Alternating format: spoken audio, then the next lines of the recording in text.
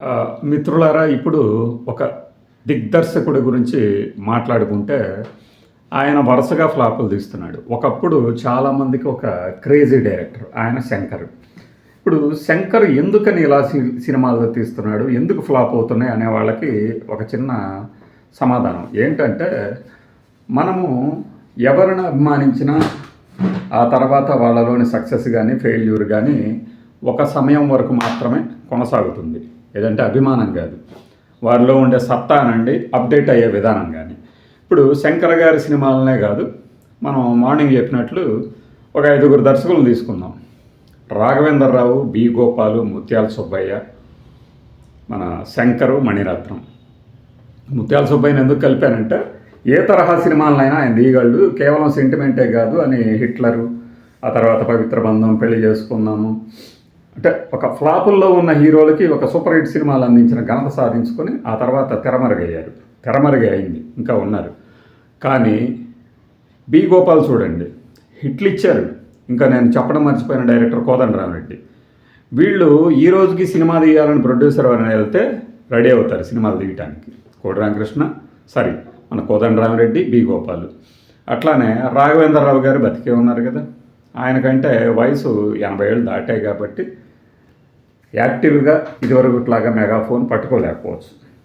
అట్లానే శంకర్, మణిరత్నం. మణిరత్నం గారు ఒక ట్రెండ్ సెట్టరు నిజమే, కానీ ఇప్పుడు పొనియన్ సెల్వన్ సక్సెస్ అయింది కదా అని చెప్పేసి ఆయన ఇంకా హిట్ డైరెక్టరే అనుకుంటే పొరపాటు. ఎలాగంటే అది ఒక చరిత్రకు సంబంధించిన విషయము. ఇప్పుడు సీక్వెల్ సిరీస్లు వచ్చాయి కాబట్టి అది సక్సెస్ అయింది. ఏది అంత పెద్ద చరిత్రని 2 భాగాలుగా తమని ఓన్ చేసుకున్నారు కాబట్టి ఆ చరిత్ర మాది అని. కానీ ఆయన దర్శకుడిగా వచ్చిన సినిమాలు ఏవి హిట్ అయ్యాయి చెప్పండి? సఖీ తర్వాత. అంటే హిట్ అంటే నేను చెప్తుంది ఒక్క సినిమా కొంతమంది మాత్రమే బాగుంది అనడమే కాదు, ప్రజాదరణతో పాటు బాగుంది అనడం కూడా ఒక హిట్కి కొలమానంగా నేను తీసుకుంటాను. ఎందుకంటే కలెక్షన్స్ వచ్చినంత మాత్రాన అద్భుతమైన సినిమాలు కాదు. ఈ మధ్యకాలంలో కొన్ని సినిమాల గురించి చెప్పాను నేను. అదేంది అవి కలెక్షన్లు వచ్చినాయి కదా, సూపర్ హిట్ కదా అని కొంతమంది కామెంట్లు పెడుతూ ఉంటారు. హిట్ కావడం వేరు, అది అందరినీ మెప్పించడం వేరు. ఆ సార్వజనీనత, యూనివర్సాలిటీ అనేది అర్థం చేసుకోవడానికి కొద్దిగా ఆలోచన, వివేచన కావాలి.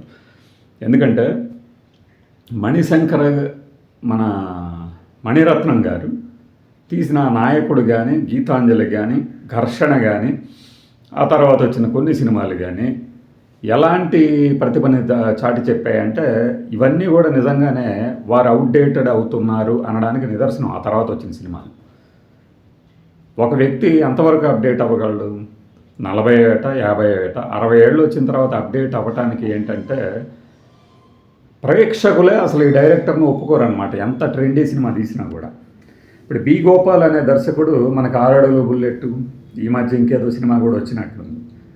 ఆయన హిట్ సినిమాలు ఇస్తూనే ఫ్లాపుల్లోకి వెళ్ళిపోయారు, అట్లా వెనక్కి వెళ్ళిపోయారు. ఇప్పుడు తీయమన్నా కూడా అలాంటి ఎలివేషన్స్తోనే తీస్తాడు సినిమాలు. అంత మాత్రం చేత వాళ్ళ దగ్గర ప్రతిభ లేదండి. నేను చెప్పిన వాటిల్లో పేర్లలో కోదండరామిరెడ్డి గారు ఉన్నారు. మరి ఆయన ఏం తక్కువ చేశాడని ఇండస్ట్రీ నుంచి దూరం అయ్యారు? ఆయన చివరిసారిగా ఇచ్చిన హిట్ సినిమా ఏదో చెప్పండి అంటనే టక్కున.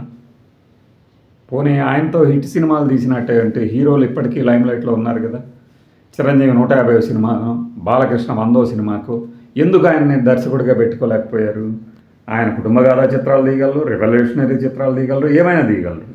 ఒక జానపదం పౌరాణికం మాత్రం జోలి మాత్రం వెళ్ళలేదు. అయినా కూడా ఆయన జోలి ఇప్పుడు పల్నాడు సింహం అనే ఒక సినిమా తీసిన వ్యక్తి సైరా నరసింహారెడ్డిని తెరకెక్కచలేరా? అంతకు మించిన ఎమోషన్ ఏమన్నా బండిందా సైరా నరసింహారెడ్డిలో సురేందర్ రెడ్డి తీసినప్పుడు?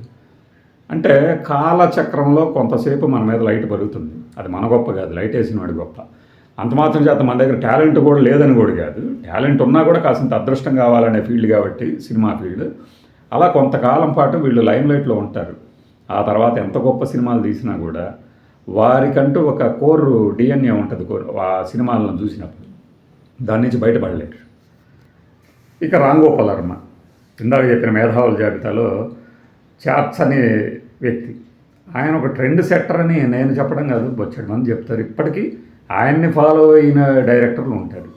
మరి ఆయన ఎందుకు ఇదివరకుట్లాగా మంచి హిట్ సినిమాలు అంటే ప్రేక్షకులు మెచ్చిన సినిమాలు తీయలేకపోతున్నారు? టాలెంట్కి ఏమైనా తక్కువ ఉందా? ఈ రోజుకి సినిమాలు తీస్తున్నారు ఆయన మళ్ళీ. వీళ్ళలా కాదు. అలా ఒక తరం దర్శకులు, శంకర్ ఇప్పుడు ఒకే ఒక్కడు జెంటిల్మేను, భారతీయుడు, రోబో, శివాజీ. అంతర్లీనంగా మనకి శివాజీ, ఒకే ఒక్కడు, జెంటిల్మెన్, వీటన్నిటిలో అవినీతికి వ్యతిరేకంగా భారతీయుడు అవినీతికి వ్యతిరేకంగా తీయడం అనే కాన్సెప్ట్ ఉంటుంది. ఇండియన్ 2 తీశారు, రోబో 2.0 తీశారు, సీక్వెల్స్లో ఫెయిల్ అయ్యారు. ఇంకా అయ్యని తన మనసులోకి ఏ ఆలోచన వచ్చిందో దాన్ని పెట్టి తీశారు, సినిమా బ్లాస్ట్ అయింది. ఈ రోజున శంకర్ అంటే ప్రొడ్యూసర్లు పారిపోతారు. పొరపాటున అడ్వాన్స్ ఇచ్చిన వాళ్ళు ఏదోలాగా సినిమా పూర్తి చేయాలనుకుంటారు, లైకా ప్రొడక్షన్స్ లాగా. ఆ అపప్రద, ఆ కీర్తి ప్రతిష్టలు ఆయనంతటా ఆయనే తెచ్చుకున్నారు, ఎవరు తీసుకురాలేదు. అసలు ఒక ప్రొడ్యూసర్కి నేను కథ చెప్పను, నువ్వు డబ్బులు మాత్రమే పెట్టాలి అనే స్థాయికి వెళ్ళినప్పుడు ఆ దర్శకుడు తెరమరుగు కావటానికి ఎన్నో రోజులు పట్టదు. శంకర్ సినిమాలు వేరు. ఎందుకు చెప్తున్నా అంటే ఇదంతా పొద్దున ఒక మిత్రుడు కొత్త సినిమాల గురించి మాట్లాడుతూ, నేను వెళ్తానండి, ఒక్కడనైనా వెళ్ళిపోతాను సినిమాకి, శంకర్ గారు అంటే నాకు ఇది అంటే 30 ఏళ్ళు దాటిపోయాయి. ఆయన 30 ఏళ్ల దగ్గర ఆగిపోయాడు. మధ్యలో కొండకచ్చో మన అదృష్టం కొద్ది కొన్ని హిట్లు వచ్చినాయి. కొన్ని ఏంటి, ఒక 2 అంతే కదా. అంత మాత్రం చేత ఇంకా మనం ఆరాధిస్తూ ఉండాలంటే గతః ముందుకు వెళ్ళిపోవాలి. శంకర్ తర్వాత చాలామంది డైరెక్టర్లు వచ్చారు. ఇప్పుడు చూస్తే ఎటువైపు చూసినా కూడా ఏ డైరెక్టర్లో ఎంత టాలెంట్ ఉందో అనిపించే పరిస్థితులు ఏర్పడ్డాయి. సో దిగ్గజ దర్శకులు దిగ్గజాలుగానే మిగిలిపోయారు. ఇక నేను చెప్పిన వాటిలో లిస్టులో మిస్ చేసిన వాళ్ళు ఎవరైనా ఉన్నారంటే ఇప్పుడు రాఘవేంద్రరావు గారు ఉన్నారు. ఆయన చివరి సినిమా హిట్ సినిమా ఏదంటే ఏం చెప్తాం మనం? ఇంటింటా అన్నమయ్య అనేది ఇంకా రిలీజే అవ్వలేదు. పాండురంగడు అని ఒక సినిమా తీశాడు. ఎందుకు తీశాడు ఇలాంటి సినిమా అనేలాగా తీశాడు కదా, నీచంగా. అలానే బాపు రమణ గారు చివరి సినిమా ఏం చేశారు? ఆ సినిమా గొప్పగా ఉందని చెప్పాలా, ఎలా ఉందని చెప్పాలి? అంటే మనం అభిమానించిన దర్శకుల తాలూకు పేరు ప్రతిష్టలు వేరు. మనం నిజంగా దాన్ని మించి ఆపాదించుకున్నాం వాళ్ళకి ఇమేజ్ని. ఆ ఇమేజ్ చట్రం నుంచి వాళ్ళు బయటపడలేకపోతున్నారు. ఇమేజ్ మీన్స్ నేను అంటుంది కేవలం వాళ్ళ సినిమాలు ఇలానే ఉండాలి అని కూడా చెప్పడం కూడా కాదు. బ్రేక్ చేసి కొత్త తరానికి అనువుగా అంటే చెత్త సినిమాలు తీయాల్సిన అవసరం లేదు. ఇప్పుడు ఉత్తమయ్యన్ని కొత్త తరం వాళ్ళు తీస్తున్నారు కాబట్టి ఇలా తీయాలని చెప్పడం లేదు. ఆ ట్రెండ్ మేకింగ్. అసలు తనకంటూ ఒక ఇమేజ్ చట్రంలో ఇమడకుండా జాగ్రత్త పడిన వాళ్ళు ఎక్కువ కాలం ఉంటారు. అలా ఉన్నవాళ్ళే వీళ్ళు కూడా. వీళ్ళేం తక్కువ వాళ్ళేం కాదు ఈ డైరెక్టర్లు. ఆ కోణంలో ఏంటంటే నేను మీకు ఈ విషయాలు చెప్పాలనిపించింది ఉదయం. మనము ఎంతోమంది గొప్ప దర్శకులను ఆరాధిస్తాం, కానీ ఆ తర్వాత వాళ్ళు తెరమరుగయ్యారు, ఇంకా బతికే ఉన్నారు. అదే విచిత్రం అన్నమాట. బతికే ఉండటం అంటే తప్పు అని కాదు. ఇప్పుడు కేఎస్ఆర్ దాస్ గారు లేరు, అట్లానే కొంతమంది గొప్ప దర్శకులు ఉన్నారు. కేఎస్ఆర్ దాస్ గారికి నిజంగా రావాల్సినంత పేరు రాలా. రామచంద్రరావు గారు, ప్రకాష్ రావు గారు, దాసనారాయణరావు గారు, కోడి రామకృష్ణ గారు, చచ్చిపోయిన వాళ్ళు చాలా గొప్ప దర్శకులు. కోడి రామకృష్ణ గారు అయితే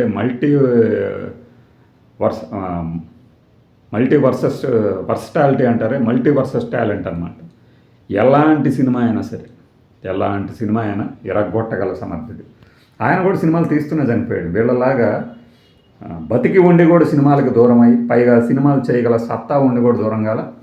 అయితే వాళ్ళకున్న సత్తా ఏంటంటే ఇప్పుడున్న ట్రెండ్లో వీళ్ళని ఎలా ఆకట్టుకోవాలి, తమదైన ఇమేజ్తోనే తమకు వచ్చినటువంటి ఆలోచన ధోరణిలో అనేది మిస్ అవుతున్నారని నా ఫీలింగ్. బై.